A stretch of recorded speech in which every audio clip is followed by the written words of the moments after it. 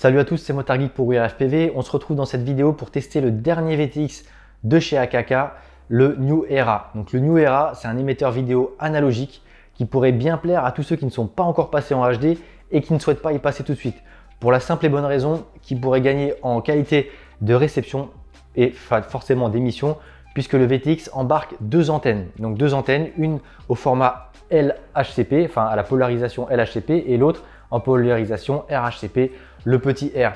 L'avantage, c'est qu'on a a priori 2 fois plus de chances de recevoir le signal dans le bon sens sur le récepteur, puisque si vous ne le savez pas, à chaque réflexion du signal, il change de polarisation. Donc un signal LHCP, il a une chance sur 2 d'arriver en RHCP sur les antennes du récepteur. Donc en l'envoyant 2 fois avec une polarisation inversée dans un sens, et ben ça permet normalement à la réception d'avoir le signal dans le bon sens. On va voir ça dans les faits, mais avant tout, on va faire un petit passage sur le banc. Vous allez voir, comme vous pouvez sûrement vous en rendre compte sur ces images-là, que les antennes ne sont pas idéalement placées. Donc je vais vous montrer comment est fait le VTX, le packaging, le poids, les branchements, et surtout on va y passer un petit coup de RF Power Meter, et ensuite on se retrouve pour quelques vols d'essai.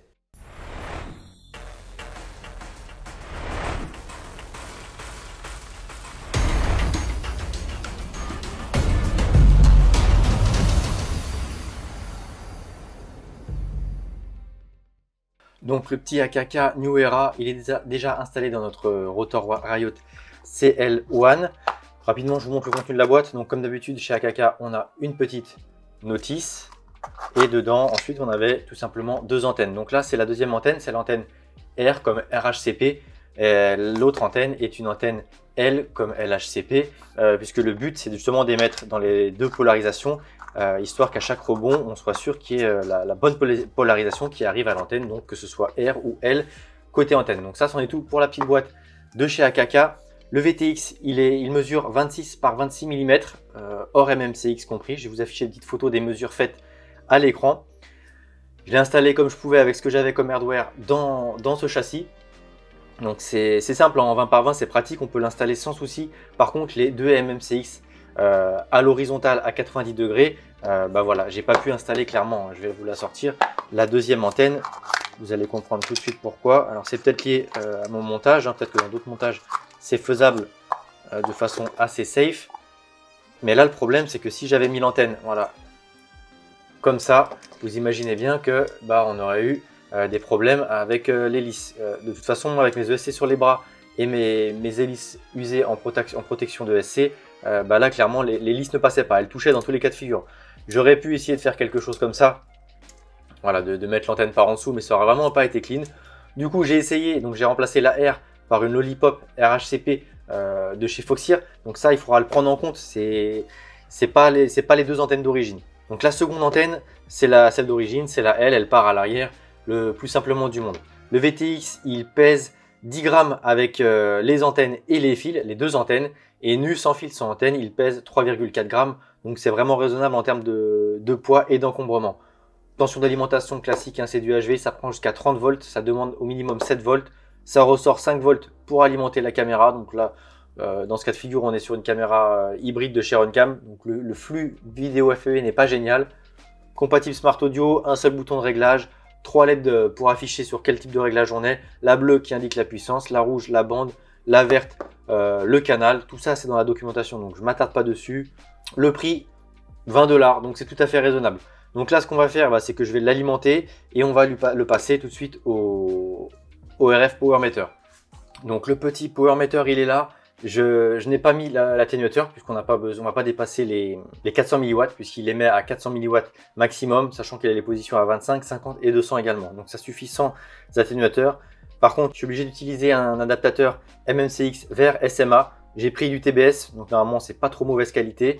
Et donc sans plus attendre, on va le démarrer déjà. Lui, hop, on va faire les réglages. Donc réglage, pour rappel, il faut se mettre en resband 1.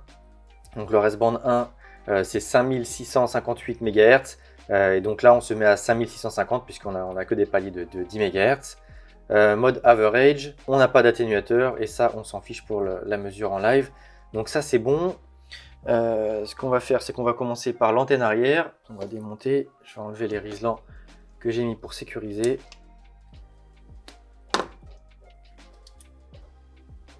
Ah bah c'est génial. Voilà, quand on va trop vite. J'ai coupé l'antenne du XSR. Oh là là, j'avais mis qu'un seul raison. Bref, on réparera ça plus tard. Hop. Tac. On va mettre ça comme ça. Voilà, il est prêt à faire feu. Je vais mettre l'écran pour régler la puissance, puisque je l'ai branché en Smart Audio, ce sera plus simple. Et hop, l'Hippo 4S.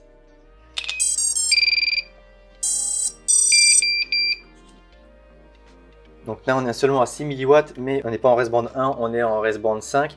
Donc il va falloir que je change ça dans l'OSD. Voilà, normalement on est passé sur la REST-Band 1. Voilà, on est bien REST-Band 1. Donc voilà, là on est sur du 25 mW et on est à 17 à l'arrêt, donc il n'y a pas de ventilation. Et comme il fait chaud quand même chez moi, je vais quand même, en espérant que ça fasse pas trop de bruit au micro, essayer de refroidir voilà l'engin. Donc on reste sur du 17 mW, ce qui est pas trop mal pour du 25 annoncé. Ensuite, ce qu'on va faire, c'est qu'on va passer à la puissance d'après, qui est donc 50 mW. Et donc en 50 mW, je ne sais pas si vous voyez bien à l'écran, mais on passe à 38 mW mesurés, toujours à l'arrêt, c'est pas mal, ça bouge pas trop. Ensuite, on va passer donc à 200 mW. Yes, 200 mW. On mesure 172. Voilà, on est toujours à l'arrêt. Je sais pas trop, je me rends pas trop compte de s'il chauffe. On reste sur du 170, assez stable, donc c'est pas mal. On n'est pas loin de la puissance annoncée, même si ça fait quand même quasiment 15% de moins. Ensuite, on va passer à 400 mW. 7, confirme, yes.